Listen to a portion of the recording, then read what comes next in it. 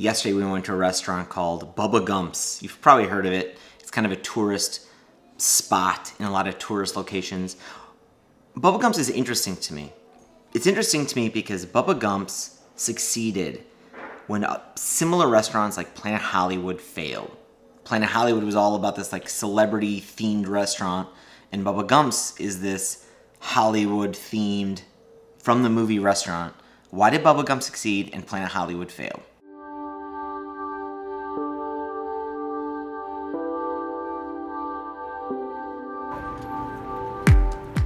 All right, soccer class went pretty good. Now we're in debate about what's next. Maybe we're thinking Navy Pier. Back to the Children's Museum.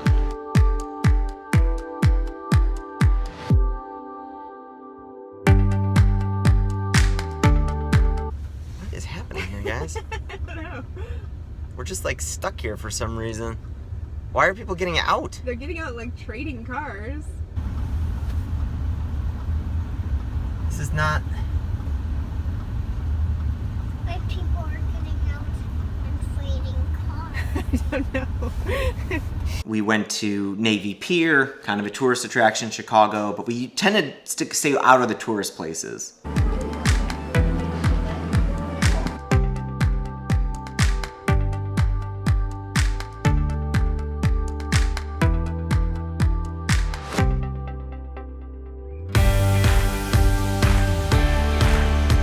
Go to the Children's Museum, which is a lot of just kind of local folks, bringing their kids. And it tends actually not to get that busy if you go early enough, because it's really not one of the more touristy sections of Navy Pier.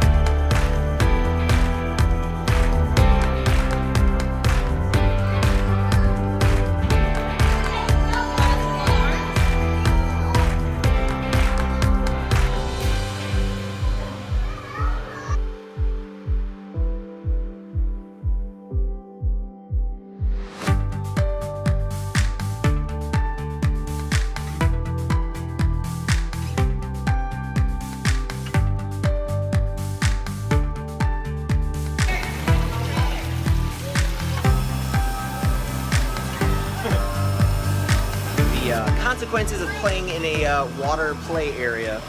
Afterward, we need to figure out a place where we're gonna have lunch, and usually we go to a place called DMK, but we had been to another DMK just the day before, so we needed a new option. So we picked Bubblegum's. Been there actually a couple times, and we knew it was kind of a safe choice. And so it just kind of got me interested in Bubblegum's. There's actually a book out from the founder of the Bubblegum restaurant about what made Bubblegum successful. I mean, he admits that the Bubblegum name, it has such a natural tie-in to a restaurant.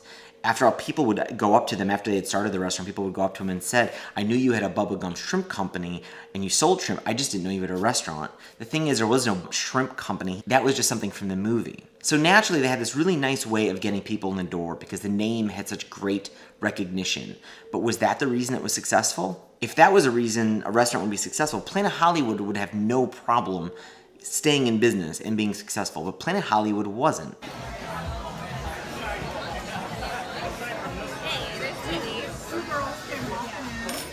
I'm coming over, I'm coming.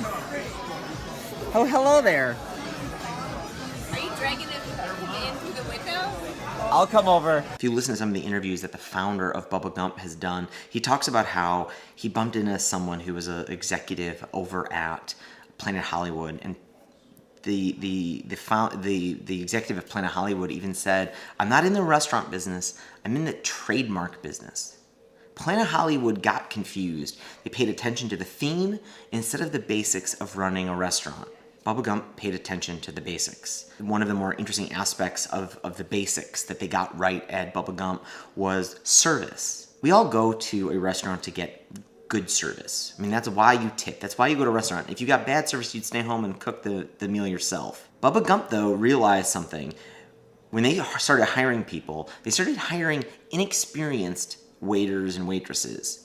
And they could do this because they realized if they could create sections of just 3 tables, so they didn't give a lot of responsibility to these new waiters, but because they didn't give them a lot of responsibility, they could just focus on hiring very pleasant people. The founder of Bubblegum says, you can't train being nice. You can train the technique of how to bus and manage a table and get food for people. You can't teach people to be nice at that point. It's too late. And so they just focused on hiring nice people.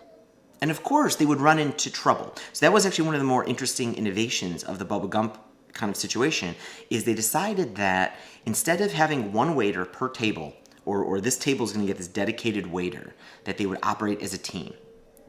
So we even noticed when we went to Bubblegum, there's actually a system where if you flip the sign, if it's blue, you're cool. If you flip it to red, somebody will come help you. It might not be the waiter that greets you at the table the first time, but somebody will help you. It's a team. So they were able to kind of work around people's inexperience and sometimes when it wasn't working out, a certain individual's ability to kind of manage the tables that they had, but the team could chip in.